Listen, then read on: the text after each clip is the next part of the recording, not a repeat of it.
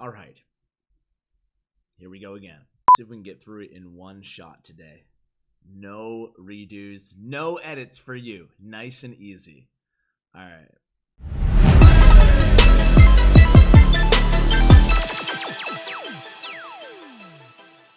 Hey guys, what's going on? It is Ash here coming at you today in Clash Royale, and it is that time again. Ladies and gentlemen, it's time to rank the legendary cards in Clash Royale because there have been some pretty significant changes, a lot of moving and shaking. It's weird, this is like my 6th legendary ranking video this year in 2019, also the last legendary ranking video in 2019, and to see where some of these cards started and where they ended and just see where they've been throughout the year has really been eye-opening to how much fluctuation there really is inside this game in terms of card value and card strength overall. So without further ado, let's go ahead and jump into today's list because like I said, there are a few changes. One final thing, guys, is I did actually divide all of these cards up into 4 different tiers because, you know, some of these cards are just very interchangeable, especially one position apart. So today, just to kind of add some more definition to this list, I've divided 4 tiers, starting with tier 4, the lowest tier.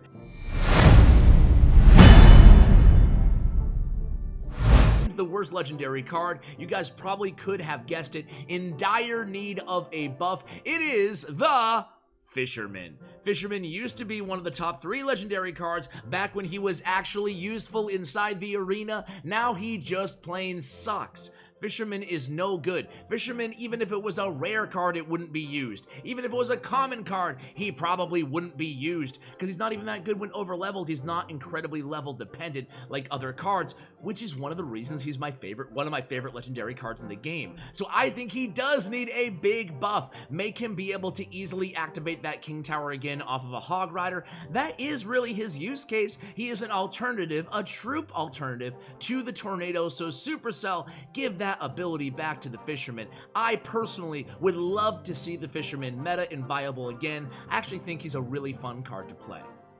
The only other card I have in tier 4, the lowest tier of legendary cards, is actually way better than Fisherman, but still not better than the other legendaries in my opinion. He's really only used in one deck, and that is the Royal Ghost, another card that actually on paper I like a lot. However, there's so many nerfs throughout the years to Royal Ghost that now he's just relegated to that one P.E.K.K.A. bridge spam deck, and I've been saying this like the last 3 or 4 legendary ranking videos. He just hasn't been that good. Other than that, I would like to see the legendary Royal Ghost actually get a hit speed increase. Just a small one, but I think that would make him much more viable. That sword swing of his just feels really slow. I think making it a little bit faster would make the card way more interesting and way more viable in a larger variety of decks other than just P.E.K.K.A. bridge spam.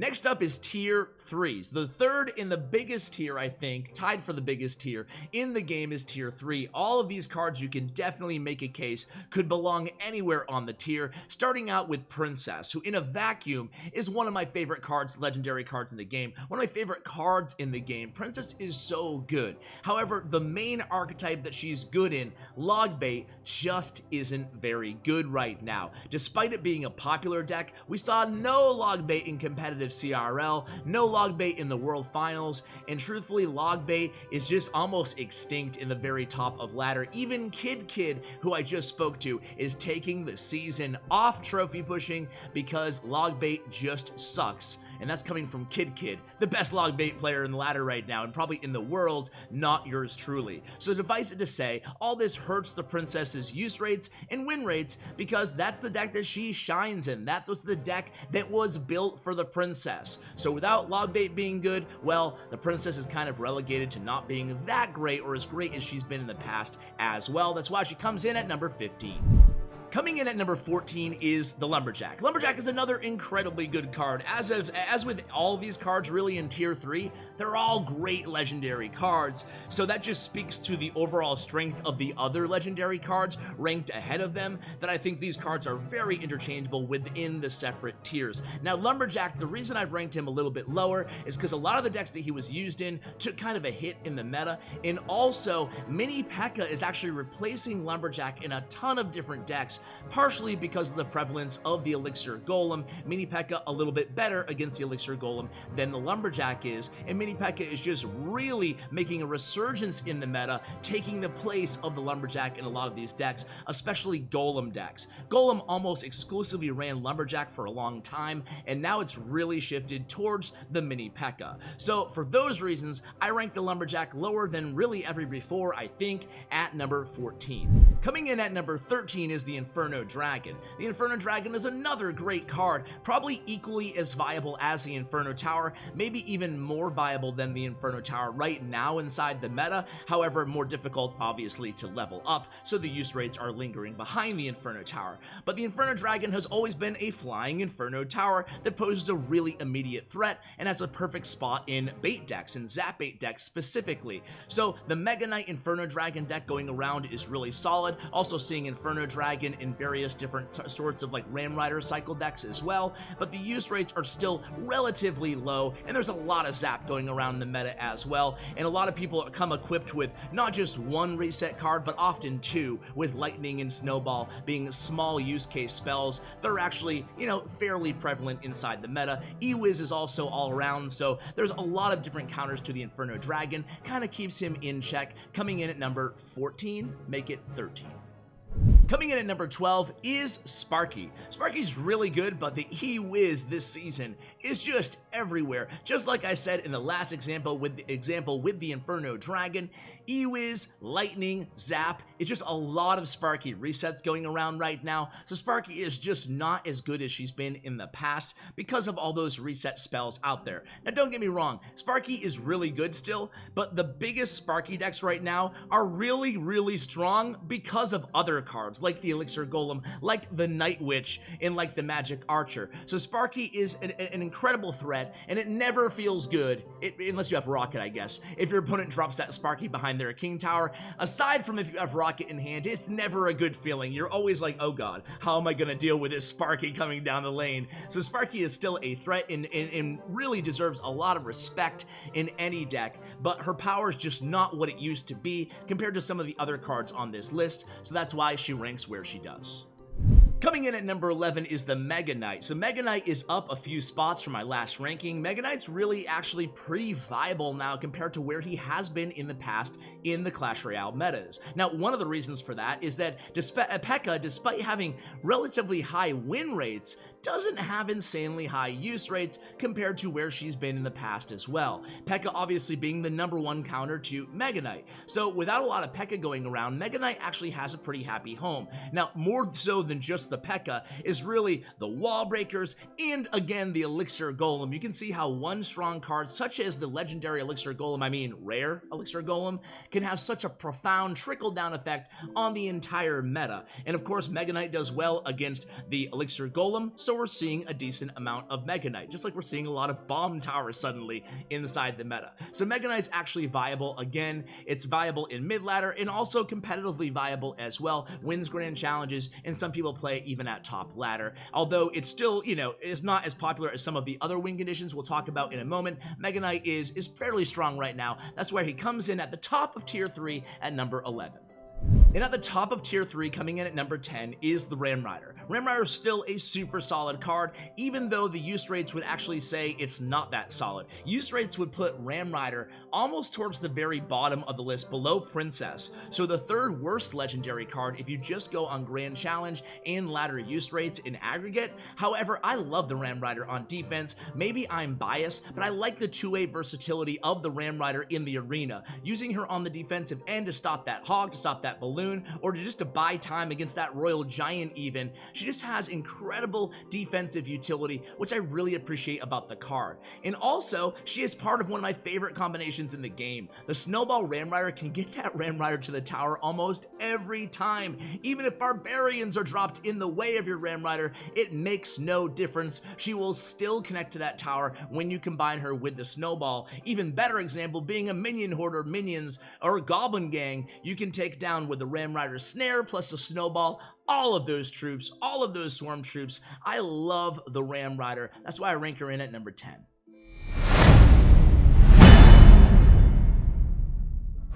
Alright guys, moving on to Tier 2. So Tier 2 has 7 cards in it, and these cards again are kind of the next level of cards in my eyes, starting with number 9, the Ice Wizard. Ice Wizard is one of the strongest defensive cards in the game, especially when combined with Tornado. So Ice Wizard, Baby Dragon, Tornado is really the strongest defensive threesome in the game, in my opinion. I mean, those 3 cards in a nutshell can just really hold a bunch of different decks, Elixir Golem or Graveyard decks, just the entire defensive end locked down with those 3 cards, and a lot of it is the unique ability of the 3 Elixir Ice Wizard, one of the 2 OG legendary cards inside the game. The Ice Wizard is just so strong. For 3 Elixir, it can shut down and just really mitigate the damage done by heavy DPS troops just with that slow ability alone.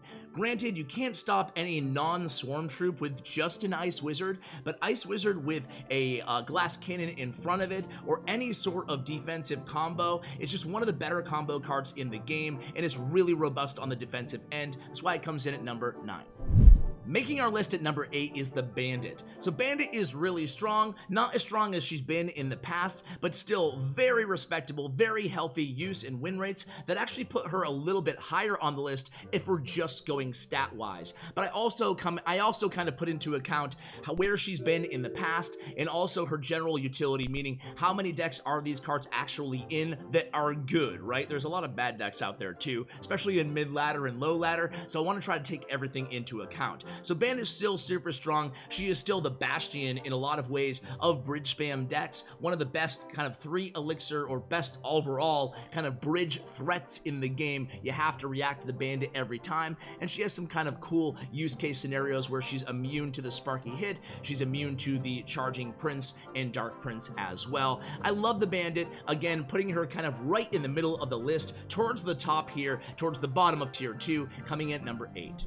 Making the list at number 7 is Lava Hound. So Lava Hound is a super solid card now that Executioner is back in check. Exi-NATO is not dead, but it is not nearly as powerful as it has been the last couple months inside the game. So here in the last legendary ranking video of 2019, Lava Hound actually has a really respectable and healthy position inside the game. Lava Hound and Lava Loon are not as strong as they used to be, talking like 2 years ago, whereas one of the dominant archetypes in the game. It's not back there yet, but it's actually viable for the first time in several months now inside the game. It's really been since the Lava Clone meta that Lava Hound has been this well poised to actually be viable inside the meta. Like I said, that you don't feel like every deck that you run against is a hard counter. Now that said, there's a lot of Magic Archer, there's a lot of Tornado going around. When Fisherman is popular, it's actually usually good for Lava Hound, but Fisherman isn't popular, thus Tornado dominates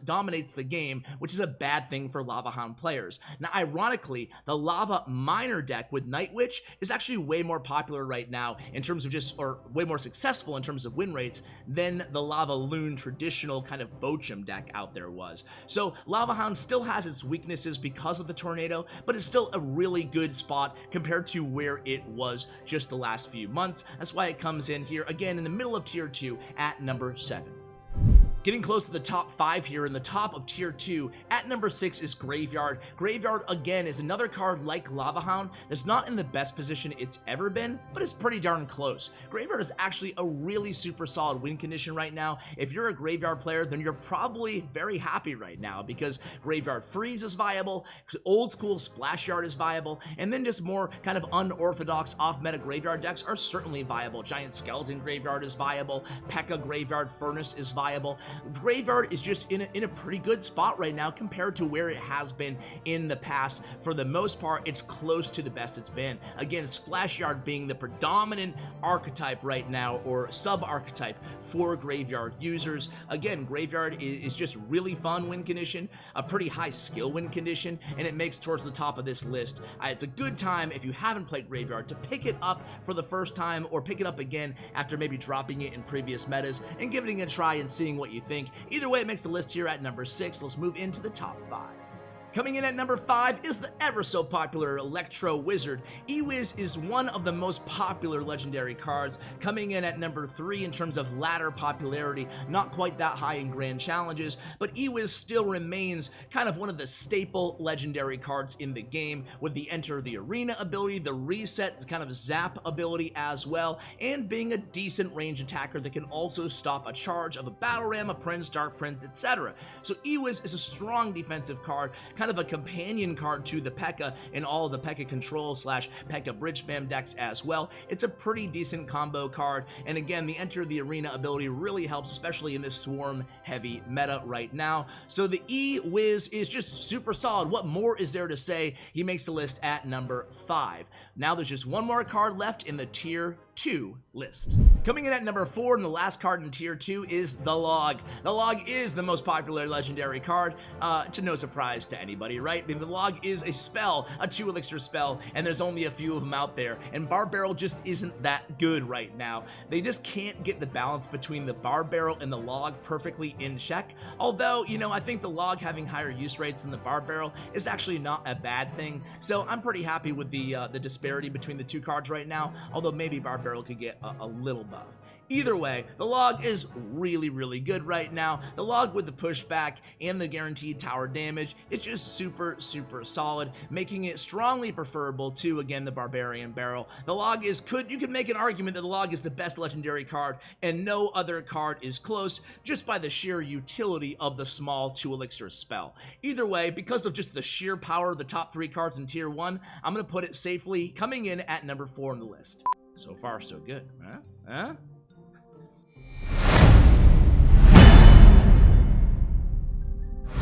Alright guys, we're moving into the top 3. So coming in at number 3 on the list is the Magic Archer. Magic Archer, this is tier 1, so, you know, listen guys. In the comments, let me know. I think I have the right 3 cards here at tier 1. I think you guys know what they are, right? But either way, like, these cards are so neck and neck. It's so difficult to base, okay, what's better, Magic Archer, Miner, or Night Witch? It's close, but I'm gonna put Magic Archer in at number 3. I think he's probably the most annoying legendary card for me to go against, but he's also one of the most fun legendary cards to watch a pro or a high skilled player use, just because of all the interesting kind of geometry or geometrical decisions that you can make with the Magic Archer. Getting those angles just perfect to hit that tower and just getting all kinds of utility is an interesting card, and where you place him differently than you place other of these ranged attackers, seeing how his magic arrow can go through the targets and get to more targets. You want to put him oftentimes in the middle of the lane behind your princess tower, or at the bridge, angled just proportionately so he will take out the enemy and also hit the tower. Really fun card to watch being played, and he is so strong right now, doing tons of tower damage if you can get one of those locks, and just doing a ton of damage in general. Heck, we're even seeing people combine the Tornado with Magic Archer, which just doesn't feel right. It's not a combo that's supposed to be strong, but given the DPS of the Magic Archer right now, it is strong. He makes the list in tier 1 at number 3.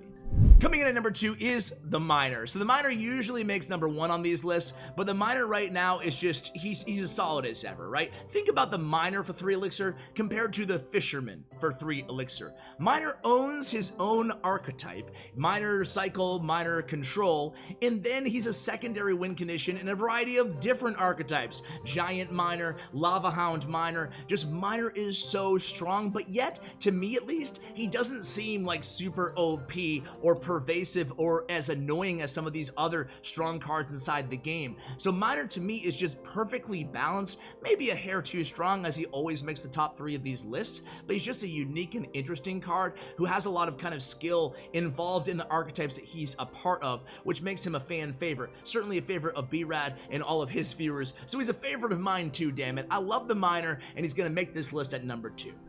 And coming in at number 1, this is crazy, because the Night Witch was like number 16 or 15 or 17 in previous lists. It seemed like all year long. but man, we talked about this in my last balanced wish list video with Sir Tag, Night Owl, and KFC, but I guess adding those extra bats on death spawn really made a huge difference. The proof is in the pudding. Highest win rates out of any legendary cards inside grand challenges, and incredibly high use rates, and not just used in golem decks. I never thought I'd see the day when Night Witch was used outside the golem beatdown archetype. Well, I'm telling you right now, ladies and gentlemen, today's the day. Today is the day. Lava Night Witch, Golem Night Witch, Elixir Golem Night Witch. Night Witch is in a bunch of different decks. Heck, I just shared a Fireball Bait deck with the Night Witch. Night Witch is so strong right now. If you haven't given her a try since the previous buff, give the Night Witch a try. Put her in your deck, and just a 1-2 punch alone of 7 Elixir E-Golem Night Witch is just insane right now, guys. And again, that's more to say about the Elixir Golem, which isn't a legendary card, even though he feels like one, but Night Witch certainly benefits from the strong Elixir Golem. Really, one of the strongest combos with the Elixir Golem is the Night Witch and the Elixir Golem. So that's another reason that the Night Witch is this strong right now inside the game. So guys, my last list, did I say it like 5 times already? My last list of 2019, what do you think? Do you agree? Do you disagree? Let me know in the comments below. What do you want me to rank next? Let me know in the comments, guys. I'll be sure to read them. Huge shout out to statsroyale.com and to Bren Chong, my YouTube partners. And thank you guys for using creator code CWA. It really means the world to me, guys. Honestly, thank you and happy holidays. Who's to say if Inferno Dragon is 1 spot above Ice Wizard or below Ice Wizard? It's really close on different cards, so I don't like that example. Scratch that. Scratch that. Shit. Alright.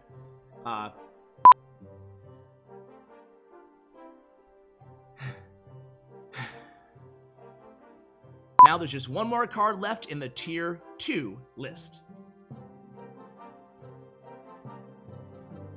Tier 2 list. You don't think about the minor too, or maybe you do think about the minor. I guess B-Rad thinks about the minor a lot, right? And you guys respect the minor. Minor is really considered considered coincidental.